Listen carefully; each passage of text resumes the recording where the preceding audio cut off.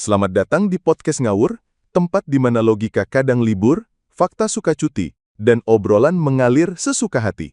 Di sini, kita nggak janji kasih solusi, tapi kita janji kasih hiburan. Jadi, siapin telinga, rebahkan pikiran, dan mari kita mulai ngobrol ngawur bareng-bareng. Ingat, di Podcast Ngawur, semua bisa salah, yang penting seru. Oke, selamat datang kembali. Agustus 2025, ini ada yang seru nih di bioskop Indonesia. Ada duel animasi, bisa dibilang gitu.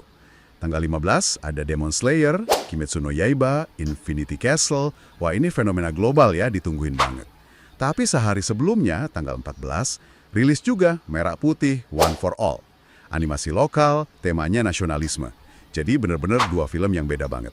Nah, sumber kita kali ini macam-macam. Ada ulasan box office, berita, hebohnya di medsos dari TikTok sampai X, sampai ada sedikit riset juga soal faktor sukses film. Intinya kita mau coba bongkar nih. Kenapa sih yang satu bisa sukses luar biasa, yang satu lagi malah panen kontroversi?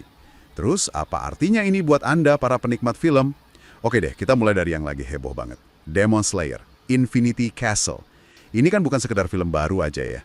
Dari franchise raksasa ya, global. Dan film ini bagian pertama dari trilogi penutup. Jadi langsung nyambung dari serial animenya yang terakhir itu. Di Jepang aja, wah gila-gilaan suksesnya. Cuma 25 hari udah dapat 22,07 miliar. Itu kalau dirupiahin sekitar 2,49 triliun.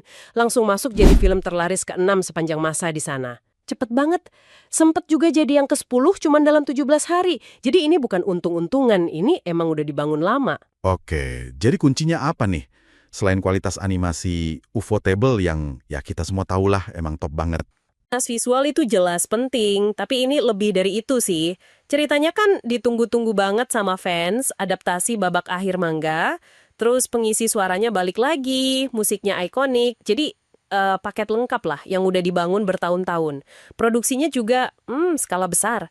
Kabarnya ya, ini butuh 3,5 tahun, biayanya juga fantastis, estimasi 6,3 triliun untuk 3 film. 6,3 triliun. Untuk trilogi ya? Gede banget. Nah ya, kontras banget ya jadinya sama film kedua yang rilis sehari sebelumnya, Merah Putih, One for All. Niatnya kan bagus ya, momennya pas, HUT ke-80 RI, tapi kok reaksinya, wah. Gede banget. Ini menunjukkan keseriusan yang ya beda level lah, beda banget sama ya film yang satunya ini. Jauh banget, beda sekali. Sejak trailernya keluar aja udah, badai kritik langsung. Fokusnya ya itu, kualitas grafis, animasi yang dinilai kaku banget. Kasarannya mengecewakan lah.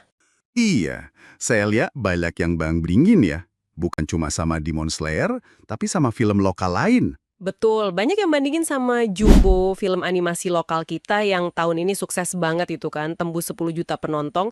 Nah, perbandingannya itu disebut langit dan bumi. Tajam banget kritiknya. Saya jadi penasaran, sebenarnya di balik layar ada apa sih? Kok bisa gitu?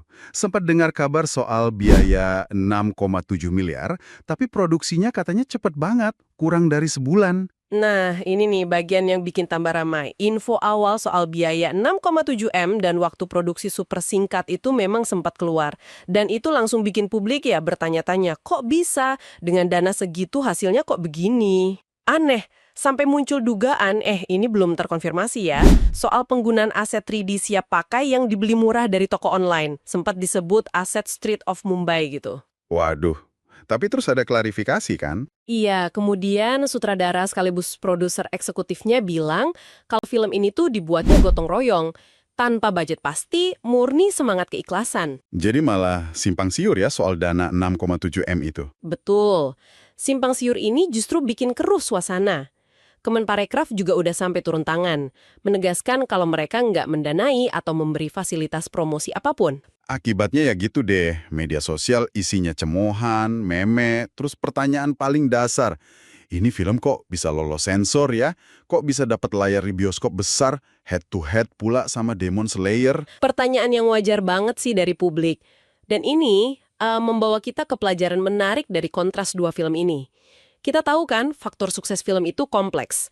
Riset juga bilang gitu, ada kekuatan brand, popularitas franchise, kualitas produksi itu sendiri, relevansi cerita, dan tentu ekspektasi penonton. Oke, jadi kalau Demon Slayer, jelas ya, semua kotaknya kayaknya kecentang. Brand kuat, kualitas sudah terjamin, ceritanya ditunggu fans. Nah, kalau Merah Putih gimana? Nah, Merah Putih ini, gimana ya? Niatnya mungkin baik, nasionalis.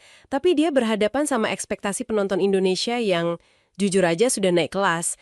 Apalagi setelah ada Jumbo tahun ini. Udah beda. Kualitas visual itu jadi semacam, ya, standar minimum yang diharapkan lah. Terus isu soal transparansi dana dan proses produksi itu juga, merusak kepercayaan publik.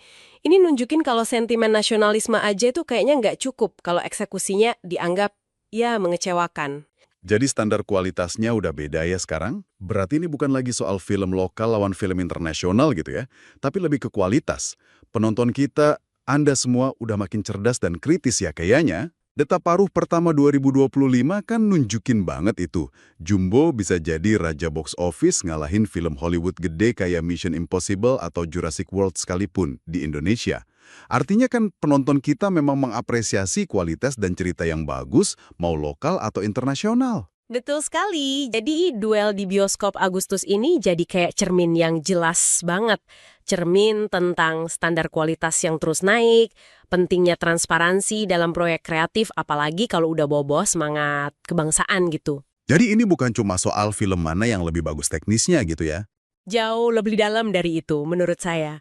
Ini memunculkan pertanyaan penting nih untuk Anda renungkan.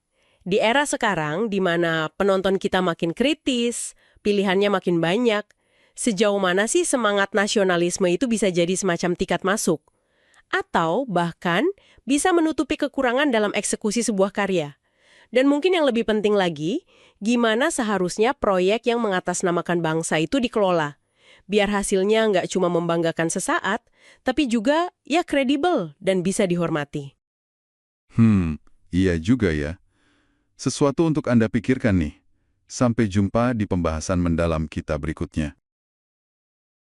Oke gengs, segitu dulu obrolan ngawur kita kali ini. Kalau kalian punya ide atau topik ngawur yang mau kita bahas berikutnya, langsung tulis di kolom komentar ya.